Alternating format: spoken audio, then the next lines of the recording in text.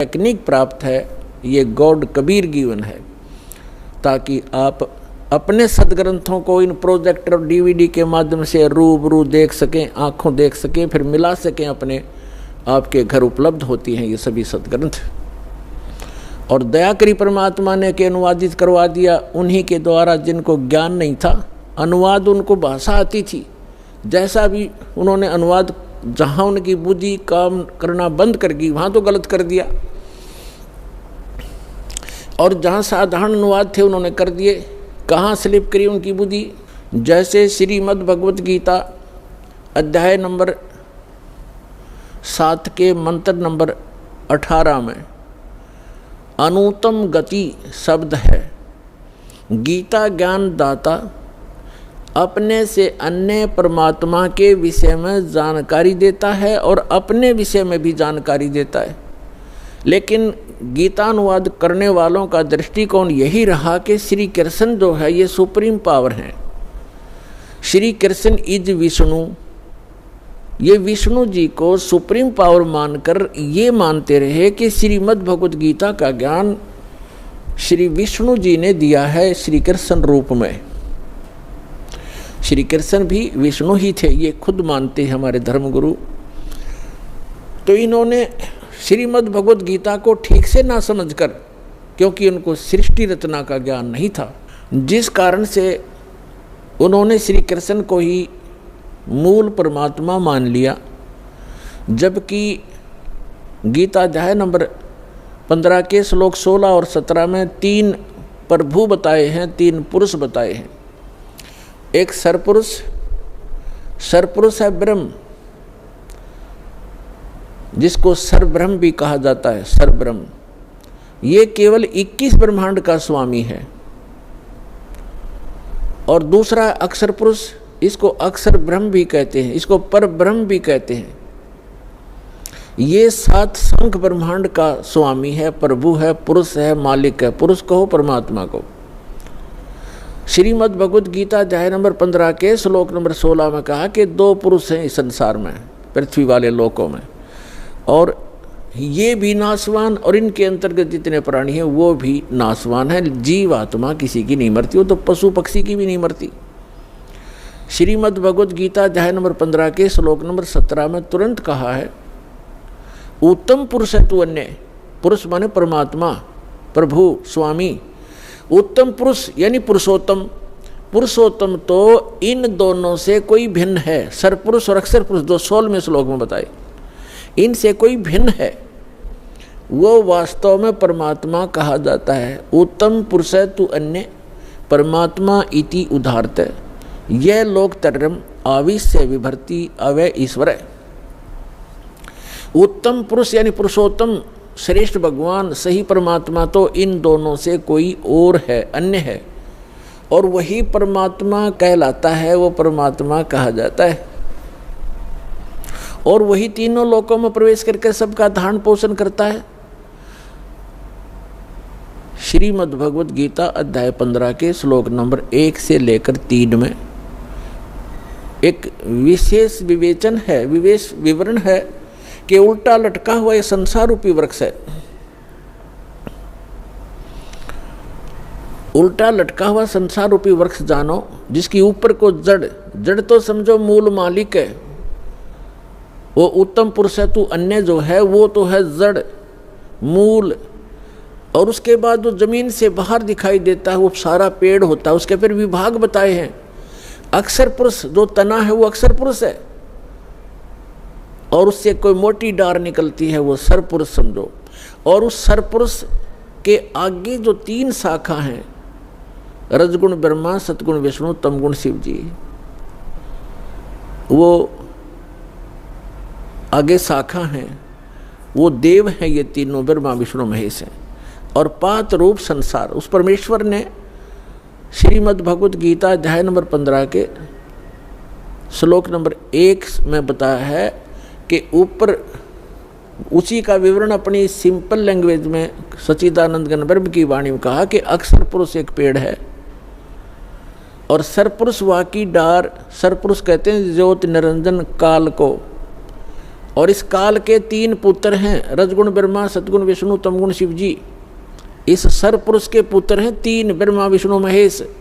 अक्षर पुरुष एक पेड़ है, सर पुरुष वाकी डार, और तीनों देवा शाखा हैं, ये पात रूप संसार। तो इस पूरे प्रकरण में ब्रह्मा विष्णु महेश की क्या स्थिति है, ये इस ब्रह्म के पुत्र हैं। और ब्रह्मा विष्णु महेश की माता दुर्गा है, अष्टंगी देवी। तो विष्णु जी कौन है? विष्णु जी एक ब्रह्मांड में एक विभाग के विभागीय मंत्री हैं, सतोगुण विभाग के। और ये 3 भाई हैं, तीनों का अलग अलग विभाग है। रजोगुण विभाग के मंत्री मालिक प्रभु स्वामी ब्रह्मा जी, और सतोगुण विभाग के स्वामी श्री विष्णु जी, और तमोगुण विभाग के स्वामी प्रभु श्री शंकर जी। ये एक ब्रह्मांड में केवल एक विभागीय मंत्री हैं, और इनका पिता जो ब्रह्म है सरपुरुष, वो एक ब्रह्मांड के अंदर मुख्य मंत्री का रोल करता है। ऐसे ऐसे 21 ब्रह्मांड हैं सरपुरुष के, जिसको ज्योत स्वरूपी निरंजन काल भी कहा जाता है, जिसके लोक में हम रह रहे हैं। और फिर है अक्षर पुरुष। अक्षर पुरुष के 7 शंख, नील पद्म शंख, 7 शंख ब्रह्मांड हैं। और फिर तीसरा रहा वो परम अक्षर पुरुष, उत्तम पुरुष तु अन्य, वो ओवरऑल कंट्रोलर है। असंख्य ब्रह्मांड इंक्लूडिंग सरपुरुष एंड अक्षर पुरुष, इन सब के ऊपर और इसकी इनके अतिरिक्त जितने भी ब्रह्मांड हैं, पूरा विश्व है, पूरा संसार है, उन सब का मालिक है वो मूल मालिक है। वो संसार रूपी वृक्ष की जड़ है, मूल है, जहाँ से जैसे पूरे पेड़ को मूल से आहार प्राप्त होता है, ऐसे वो परमात्मा कबीर भगवान परम अक्षर पुरुष वो सबका पालनहार है। अब जैसे जिन महापुरुषों को परमात्मा मिले, उनमें से एक आदरणीय गरीबदास साहिब जी, गांव छुड़ानी, जिला झज्जर वाले हैं। वो बताते हैं परमात्मा को आंखों देखकर परमात्मा से परिचित सारी सभी ब्रह्मांडों से और परमात्मा द्वारा रची सृष्टि से परिचित होकर कहते हैं, अनंत कोटि ब्रह्मांड का एक रति नहीं भारे, सतगुरु पुरुष कबीरे हैं ये कुल के सिरजनहारे। वो कबीर कौन है? हम सुल्तानी नानक तारे, दादू को उपदेश दिया, जात जुलाहा भेद न पाया, वो काशी महे कबीर हुआ। अब ये है वो सारे ब्रह्मांडों का रचनार, मूल मालिक। अब हम फिर आते हैं श्रीमद् भगवद गीता अध्याय नंबर 15 के श्लोक 17 पर। उत्तम पुरुष तु अन्य परमात्मा इति उदाहरतः, ये लोकतरम आविश्य विभर्ति अवय ईश्वर है। उत्तम पुरुष तो कोई और है, पुरुषोत्तम तो कोई इन दोनों से अलग है, जो 16वें श्लोक में कहा है 15वें अध्याय के श्रीमद् भगवद गीता में। सपुरुष और अक्षर पुरुष से अन्य है, वो पुरुषोत्तम कहलाता है, और उसको वास्तव में वो परमात्मा कहा जाता है।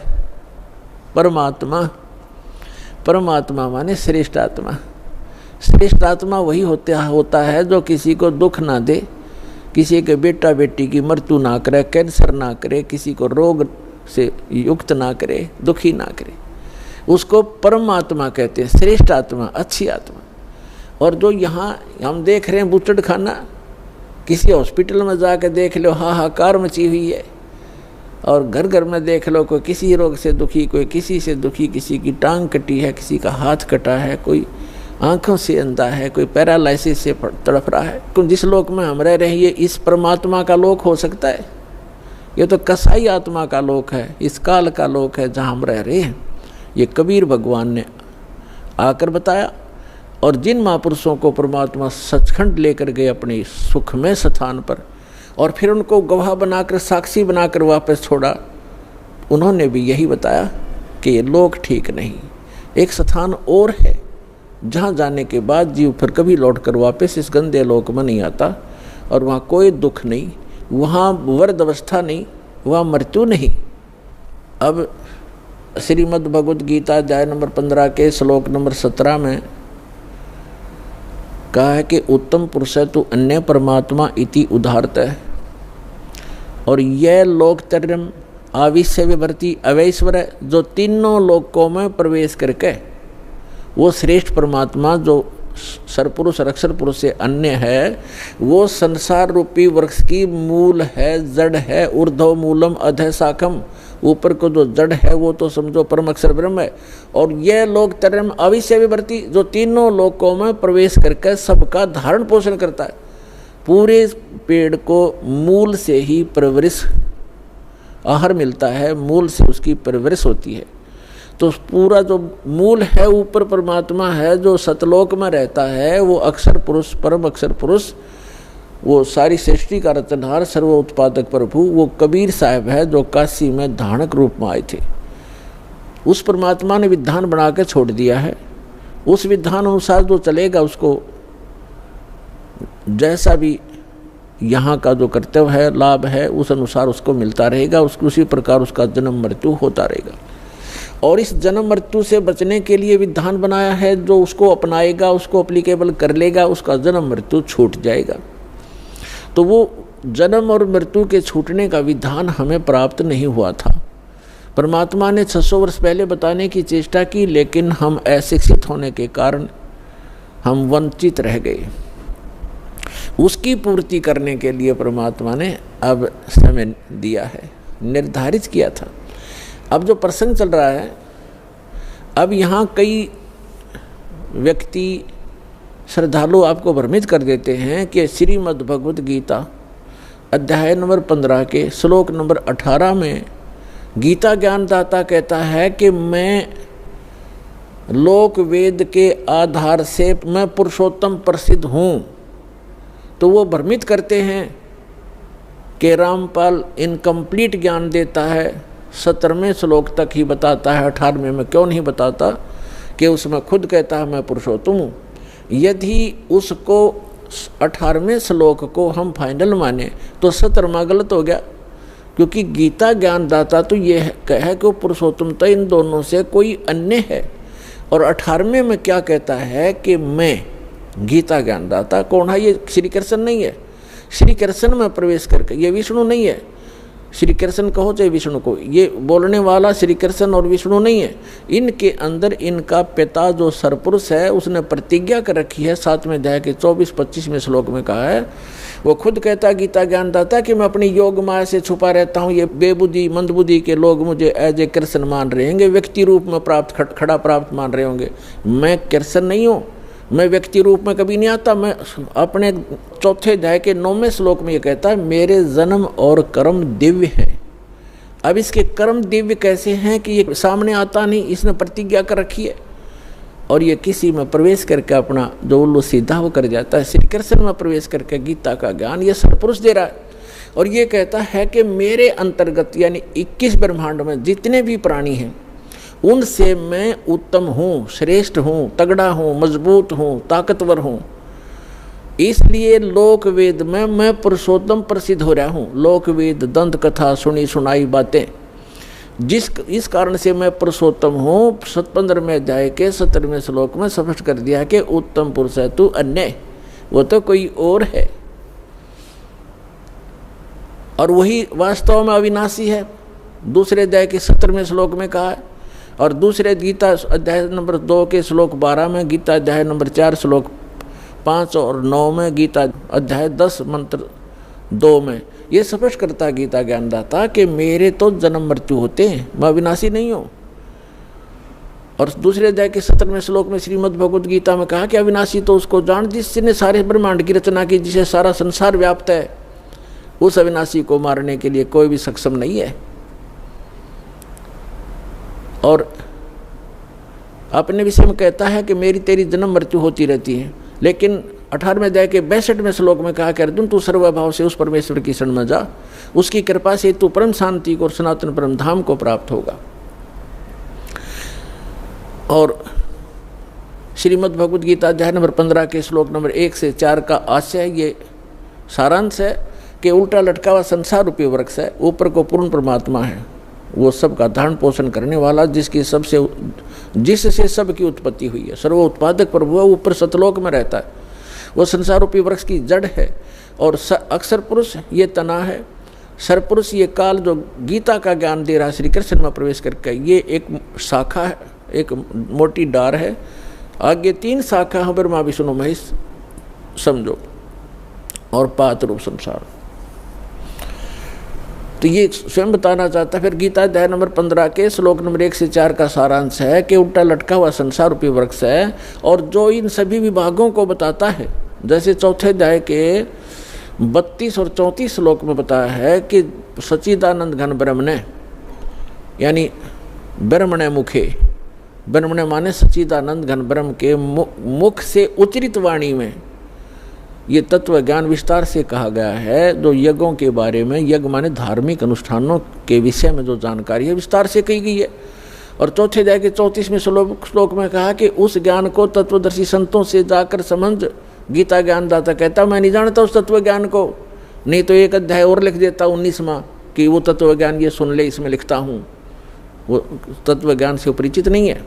चौथे अध्याय के 34वें श्लोक में गीता जी में कहा है कि उस ज्ञान को जो सच्चिदानंद घन यानी परम अक्षर ब्रह्म अपने आप अपने मुख कमल से बोलता है आकर के, उसकी अमृतवाणी में लिपिबद्ध किया जाता है, कबीर वाणी में, वो तत्व ज्ञान है। चौथे अध्याय के 34वें श्लोक में कहा गीता जी में, उस ज्ञान को तू तत्वदर्शी संतों के पास जाकर समझ, उनको दंडवत प्रणाम करने से, कपट छोड़कर नम्रतापूर्वक प्रश्न करने से वो तत्वदर्शी संत तुझे तत्व ज्ञान का उपदेश करेंगे। इससे सिद्ध होगा। यहाँ गीता अध्याय नंबर 15 के श्लोक नंबर 1 में वो भी कंसेप्ट क्लियर कर दिया कि वो तत्वदर्शी संत वो होगा जो उल्टे लटके हुए संसार रूपी वृक्ष के सभी विभाग बता देगा। जैसे परमेश्वर स्वयं आते हैं, वो तत्वदर्शी संत की भूमिका भी करते हैं, भगवान तो वो होते ही होते हैं। कबीर साहब कहते हैं अक्षर पुरुष एक पेड़ है, सरपुरुष वा की डार, निरंजन वा की डार, और तीनों देवा शाखा हैं, ये पात रूप संसार। तो जड़ कौन है? वो जड़ की ऑप्शन छोड़ के परमात्मा, क्योंकि अपने इस दास को भेजा है कि जड़ ये कबीर साहब है, वो अल्लाह अकबर है, वो परम अक्षर ब्रह्म है जो जड़ है उस सारे संसार की। तो यहाँ ये भी बताया कि उस उल्टे लटके हुए संसार रूपी वृक्ष के सभी विभागों से जो परिचित है, स वेदविद, वो वेद के तात्पर्य को जानने वाला अर्थात तत्वदर्शी संत है। उसके पश्चात परमेश्वर के उस परम पद की खोज करनी चाहिए, जहाँ जाने के बाद साधक लौटकर कभी संसार में नहीं आते। और जिस परमेश्वर ने सारे ब्रह्मांडों की रचना की है, और केवल उसी की भक्ति करो। गीता ज्ञानदाता अपने से अन्य उस पुरुषोत्तम परम अक्षर ब्रह्म की भक्ति करने के लिए कहता है, जिससे आपकी जन्म और मरण छूटेगा। 7वें अध्याय के 29वें श्लोक में गीता ज्ञानदाता कहता है कि मेरे इस ज्ञान का जो आश्रय कर लेता है, यानी तत्वदर्शी संत की जो खोज कर लेता है और तत्व ज्ञान से जो परिचित हो जाता है, जरा मरण मोक्षाय यतन माम आश्रित यतंती ते ये तत्ब्रह्म विदु कृत्स्नम अध्यात्म अखिल च कर्मम कर्मम च अखिलम। इसका अर्थ ये है, गीता ज्ञानदाता कहता है कि मेरे इस ज्ञान को जो आधार मान के तत्वदर्शी संत की खोज कर लेता है, वो व्यक्ति केवल वो उस तत्ब्रह्म से और सारे अध्यात्म ज्ञान से और सभी कर्मों से परिचित हैं, जो जरा और मरण से छूटने के लिए ही प्रयत्न करते हैं। जरा माने वृद्धावस्था का दुख और मरण माने मृत्यु। इस बुढ़ापे के दुख और मृत्यु के दुख से जो छूटने के प्रयत्न कर रहे होते हैं, वे उस तत्वब्रह्म से परिचित हो चुके हैं और मेरे इस ज्ञान का आश्रय कर लिया है। उन्होंने तत्वदर्शी संत की खोज कर ली है। वो तत्वब्रह्म से परिचित हैं, सारे अध्यात्म ज्ञान से परिचित हैं और यहाँ सब कर्मों से परिचित हैं। वो यह संसार की किसी वस्तु की इच्छा नहीं करते, वो केवल जरा माने वृद्धावस्था के दुख से और मरण माने मृत्यु से छूटने का ही प्रयत्न करते हैं। अब श्रीमद् भगवद गीता अध्याय नंबर 8 के श्लोक नंबर 1 में अर्जुन ने पूछा, किम तत्ब्रह्म किम अध्यात्म किम कर्म पुरुषोत्तम। अब गीता ज्ञानदाता तो श्री कृष्ण ने पुरुषोत्तम मान रहा था, जय विष्णु, और ये तो कहता पुरुषोत्तम कोई और है। फिर भी जो ये तो अर्जुन की सोच है, किम पुरुषोत्तम। अब यहाँ अर्जुन ने पूछा कि वो तत्व ब्रह्म क्या है, वो कौन है जिसके जानने के बाद केवल जरा और मरण से छूटने का ही प्राणी प्रयत्न करता है साधक, और कोई वस्तु की डिमांड इस लोक की नहीं करता। इसका भाव ये है। अब गीता ज्ञानदाता गीता अध्याय नंबर 8 के श्लोक नंबर 3 में कहता वो परम अक्षर ब्रह्म है, यानी गीता ज्ञानदाता से अन्य है। इसलिए 8वें अध्याय के 5 और 7 श्लोक में गीता ज्ञानदाता कहता मेरी भक्ति कर, युद्ध भी कर और मुझ में आस्था रख, भावत रह, मुझे प्राप्त होगा। अपना मंत्र बताता 8वें अध्याय के 13वें श्लोक में, ओम इति एकाक्षरम ब्रह्म व्यवहारण माम अनुस्मरण यह प्रयाति तदंदेहम सयाति परमाम गतिम। मुझ ब्रह्म का केवल एक ओम अक्षर है, नथिंग एल्स, इसके अतिरिक्त कुछ नहीं। उच्चारण करके सिमरण करता हुआ यह प्रयाति तदंदेहम, जो शरीर छोड़कर जाता है, सयाति परमाम गतिम, वो ओम से मिलने वाली परम गति को प्राप्त होता है। ओम से क्या प्राप्ति होती है? ब्रह्मलोक मिलता है, क्योंकि ये ब्रह्म का मंत्र है। और गीता अध्याय नंबर 8 के श्लोक नंबर 16 में कहा है कि ब्रह्मलोक पर्यंत ये सभी लोक पुनरावर्ती में, उनके वहाँ जाने के बाद भी लौटकर जन्म मृत्यु में प्राणी आते। ये वो स्थान नहीं है जहाँ जाने के बाद साधक फिर लौट कर नहीं कभी नहीं आते। 15वें अध्याय के जो 4थे श्लोक में कहा है। तो इस ब्रह्म की साधना करने से भी ब्रह्मलोक प्राप्त होता है। ब्रह्मलोक में गए हुए प्राणी भी पुनर्वर्ती में होते हैं, जन्म मृत्यु होता है। इसलिए 18वें अध्याय के 62वें श्लोक में कहता अर्जुन तू सर्वभाव से उस परमेश्वर की शरण में जा, उसकी कृपा से ही तो परम शांति और सनातन परम धाम को प्राप्त होगा, उस परमेश्वर की ही कृपा से। और उसका मंत्र बता दिया 17वें अध्याय के 23वें श्लोक में कि ओम तत् सत इति निर्देश है ब्रह्मण त्रिविध समर्थ है। ब्रह्मण माने सच्चिदानंद घन ब्रह्म, यानी परम अक्षर ब्रह्म के प्राप्ति का, उस लोक की प्राप्ति का, जहाँ जाने के बाद साधक फिर लौटकर कभी संसार में नहीं आते, कि वो मंत्र है ओम तत् सत। अपना तो गीता ज्ञानदाता ने 8वें अध्याय के 13वें श्लोक में बता ही दिया कि मुझ ब्रह्म का केवल ओम मंत्र है। ये तो इनकम्प्लीट साधना है, ब्रह्म तक की है, जन्म मृत्यु सदा बनी रहेगी, वो शाश्वत स्थान प्राप्त नहीं हो सकता, वो सुख प्राप्त नहीं हो सकता। अब बताया है उस सच्चिदानंद घन ब्रह्म की साधना करने से शाश्वत स्थान, शाश्वत माने जहाँ जिसका कभी अंत नहीं होता, अविनाशी लोक, हम उसको सत्यलोक कहते हैं, अमरलोक कहते हैं। सत्यलोक की प्राप्ति होती है। तो उसका मंत्र है ओम तत्सत। ओम तो सरपुरुष का, इस ब्रह्म का, और तत् जो है ये अक्षर पुरुष का साधना मंत्र है। और सत तत् ये सांकेतिक है, तत् नहीं, ये अन्य मंत्र है, ये कोड वर्ड है, सांकेतिक शब्द है। और सत ये परम अक्षर ब्रह्म का साधना मंत्र है, वो कोड वर्ड है।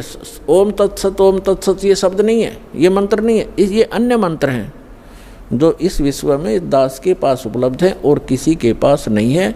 यदि इस दास से वो मंत्र प्राप्त करके कोई स्वयंभू संत बनकर ये प्रदान करता है, वो अपना जीवन नाश कर रहा है, और जिनको वो नाम दे रहा है वो अधिकारी नहीं है। जैसे अनअधिकारी से बनवाया हुआ लाइसेंस या पासपोर्ट समय पर धोखा देगा और दंडित होना पड़ेगा, तो उस व्यक्ति को ऐसा समझ लेना, यदि कोई ऐसा जालिम व्यक्ति ऐसे जागरूक समय में भी ये प्रयत्न कर रहा हो, तो वो उसको भी प्रार्थना करना कि अपना जीवन नाश ना करे, भगवान का द्रोही है तू, और इन जीवों का नाश मत कर, काल के दूत का काम मत कर। और वो नहीं माने तो अन्य भाई बहनों को जरूर बताने की चेष्टा करना, झगड़ा नहीं करना, क्योंकि ये मार्ग झगड़े का नहीं है। हमारा फर्ज है बताने का, समझाने का, और ना मानने कुएं में पड़े तो भाई जानबूझ। परमात्मा फिर कहते हैं कि जानबूझ साची तजय करे झूठते ने, ताकि संगत है प्रभु सोपन में बिना दे। और फिर परमात्मा कहते हैं कर दीपक कुआ पड़े फिर काहे की कुशलात। हाथ में दीपक टॉर्च ले रहा है फिर कुएं में गिरने लग रहा है, तो वो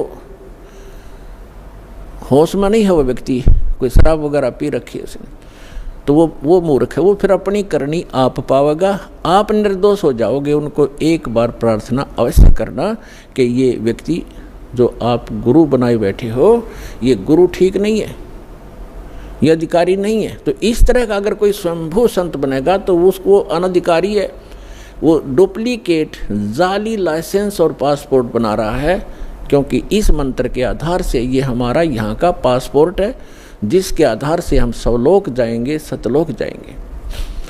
और इसका पता चलेगा जब मृत्यु के बाद जब जाएंगे प्लेटफार्म पर इसको लेकर के, वो सुविधा तो मिलेगी नहीं, सजा और मिलेगी, दंडित कर दिए जाएंगे। तो जो प्रसंग चल रहा है हम उसी पर आते हैं कि उस सच्चिदानंद घन ब्रह्म के पाने का इस 3 मंत्र के जाप का प्रावधान है, निर्देश है, डायरेक्शन है, नथिंग एल्स। निर्देश माने फाइनल फैसला है, आदेश भी और निर्देश यानी ये दिशा भी दे दी। अब उस परमात्मा की भक्ति से पूर्ण मोक्ष होगा और शाश्वत स्थान प्राप्त होगा, जहाँ जाने के बाद साधक फिर लौटकर कभी संसार में नहीं आते।